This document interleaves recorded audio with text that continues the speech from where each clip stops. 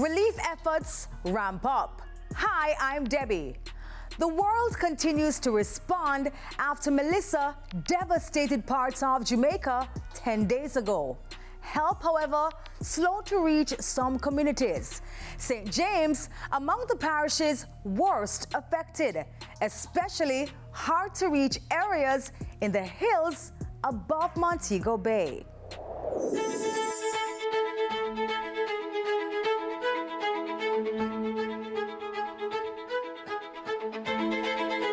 You'd think you've seen it all after the images of devastation filtering through from St. Elizabeth, Black River especially, in the immediate aftermath of Melissa. But the enormity of the challenges lying ahead all around St. James Monday. Lilliput readily accessible, but every power pylon blown down. Roofless Suki and her mother Vivette among the thousands still without water and electricity. We can't hold out because we are basically outside. In the night, our house is open. It's a good thing we're by the road. It's terrible. We need water. Our water that we have is rainwater, stink and stagnant right now. Bleach is not making any sense. Little to no food. The little water we have inside is been rationed.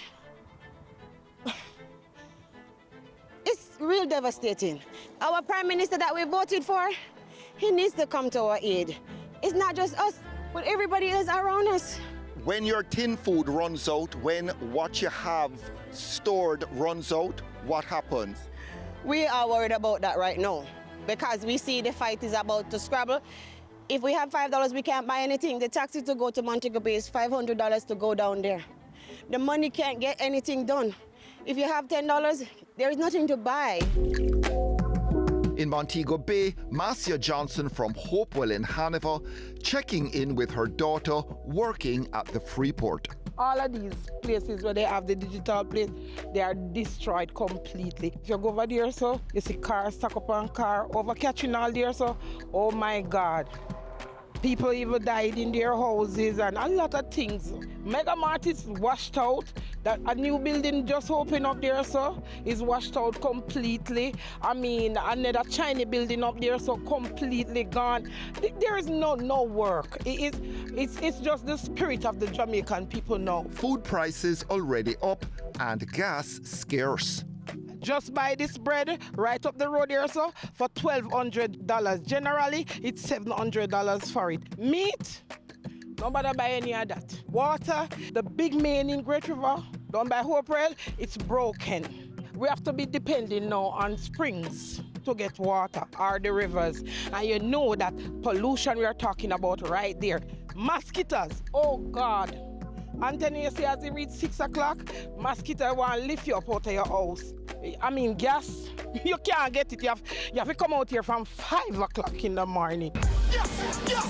Lines at petrol stations, the new normal.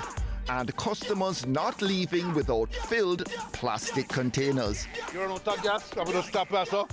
And last time we have walked to the jug, go buy some gas, and you're not good to go. I come all the way from around town.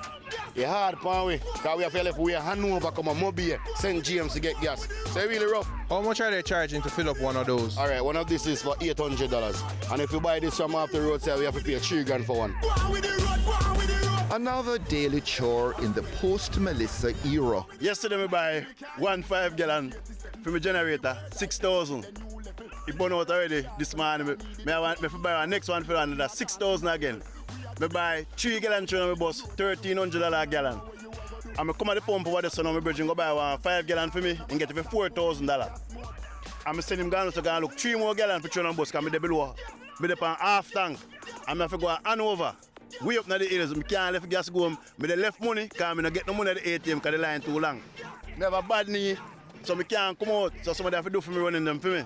So, it's serious, man, because people worse than me. Romeo Wilson and countless others under serious pressure, but holding it together. One of my greatest problems is that I have over 300 pounds of pork on my fridge. Or if it spoil, I get one generator, and every day the man have to come work for it. It's a little better this morning, you know, because either run, me left, either run. Me left to watch it, see what they go on. When we wait this morning, the oil run out tight, so It's serious. What do the people in your community desperately need right now? Everything, water, light, everything. Food. I buy 4 dumplings this morning. 4 dumplings and 1 spoon of baked bean. $1,200. Passing through Catherine Hall, I couldn't help thinking how distant a prospect another staging of Reggae Sumfest looks right now. The same true for a race meet or something of a similar nature over at the sports complex. Thoughts like that soon crowded out, however, when you hear from survivors about their pressing needs and fears. And I am appealing to the looters out there, and because a lot of that is going on. I mean, we are already at the peak of collapse. Don't destroy your neighbor. Worse than how we are destroyed already. You've seen looting? Yes, looting go on, because a lot of looting go on. What are they looting? Food, survivors, some for survive. So without assistance, you think people are going to loot more? It's not a thing, it's a surety. Chinese workers back on the job Monday. Across the road, almost all the protective boarding at ATL Motors showrooms removed. The hills above Mobe exposed and scarred by Melissa's record-breaking winds.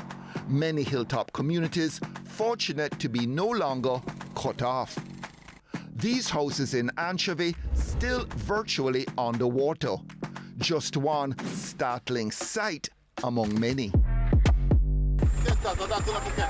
Which is where we caught up with attorney at law Priscilla Jennings and Marvin Ashman, who owns a construction company in Florida and caught one of the first flights coming in after Melissa. So I just could not stay in Florida and see what's happening to my people here in Jamaica. So I launched a team and we start, going through to see how best we can assist. We want our donation to impact the lives positively, and it goes to the people who truly need it. We want to bring at least 500 barrels within this month here, and basically bring it between St. James to Westmoreland. St. Elizabeth is another story to itself. The lawyer making no bones about the urgency of freeing up hurricane relief at ports of entry. They need to have less bureaucracy involved and basically have persons that are specializing in just bringing in things for charities, because there's a lot of companies who want to bring in, but they're not registered under the Charities Act and the custom duties and the tariffs they will have to pay. So what they need to do is that once you're going, you basically sign, whether it's a simple form, you collect it at the ministry and you move as quickly as possible. Because right now, what is the impediment to the stuff that you want to bring in getting in? It's really a lot of bureaucracy. Processes, signing up, you have to go under the Charities Act and basically register if you're not there, to have the waiver so that you can basically bring in without the tariffs and all those custom duties. And that is something that I do believe that Most Honorable Prime Minister Andrew Holness should pay attention to. Making it simple, make it very easy, a simple paper. What I'm trying to do, we're trying to avoid 5 family members from one household getting the benefit and then the other house is not getting any benefit. So we want to make sure that we're fair with the distribution. As a contractor, we want to make sure that my contribution from the trucking side of things, from the construction side of things, can meet the needs of the people. On Tuesday, the government said it was extending the waiver of duties and GCT on hurricane relief supplies from November 28 until December 31. We were about to wrap up and move on, but Priscilla Jennings, a criminal defense attorney, had another urgent appeal. In terms of the Minister of National Security, make it a priority for persons to deal with them as quickly as possible, not to have them homeless where they become rebels and on the street, because we do have a migration of criminal elements and we do see them moving in the direction towards Clarendon and towards St. James, and that is very important for us to get help for persons, because when they go into survival mode, they become animals and they have children to feed as well. So that's very critical. We need a state of emergency, but we also need things to be flowing. So act fast, because this could be the tip of the iceberg in terms of the social disturbance, looting, things like that. We all know that we have issues in terms of guns being in this area, a certain type of weapons, and whether or not we want to believe it, if these people are homeless, they are going to move into the other parishes, and we are going to have an increase in,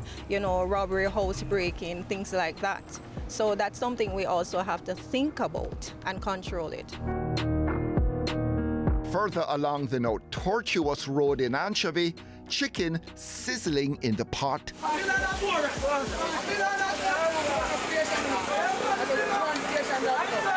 Every tree dry, breadfruit tree, because I sell ackee, I sell breadfruit because I'm a hustler.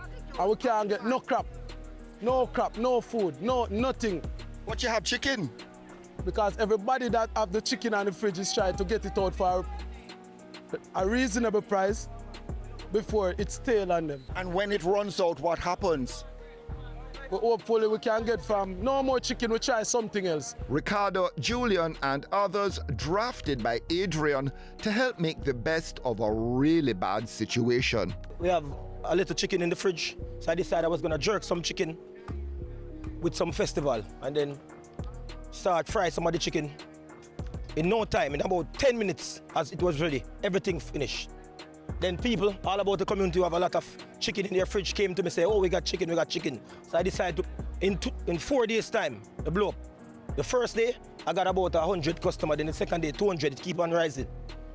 Yesterday alone was Sunday. It was like a weekend. How are you going to store all of that chicken? All right, the people with the generator, they are storing the chicken for me. After the chicken is gone, though, what's going to happen? No, I'm going to continue because I get my break right now, so I have to just continue it. We lose rat, puss, dog, everything blow down a gully.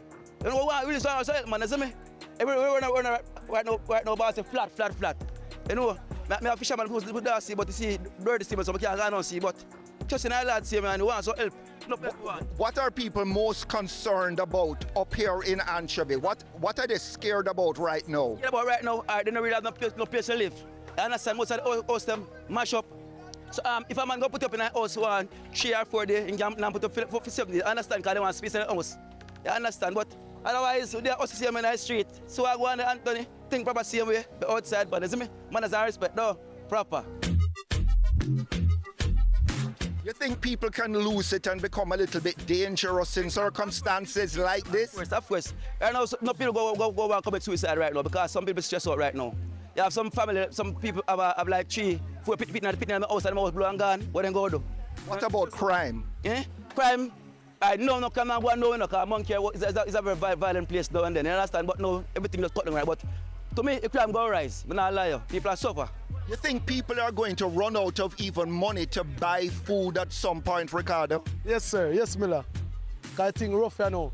All the women, them see like, man, I'm give them man bun by next week. Because it's rough. The woman, them hungry. Them need money, them need food. How long you think people can hold out without getting direct assistance from the government or aid agencies? All right, to be honest with you at this point, because from the burial experience, we take months to recover. At this present moment, it's a disaster, but I turn the disaster into a great opportunity. So I'm just gonna keep positive. So like I'm doing something here right now and it's working out, that's how the government is gonna work out and make the country back together. I believe in it, so it's gonna happen. Adrian and his team in Anchovy not giving in to despair, but forget Christmas, or for those who weren't directly in Melissa's path, make it truly a season for giving. If you had a plea to make to anybody, people in authority, people who can offer assistance, what would you say? One Jamaica, let us work as a team. Get down there, get here, let us work.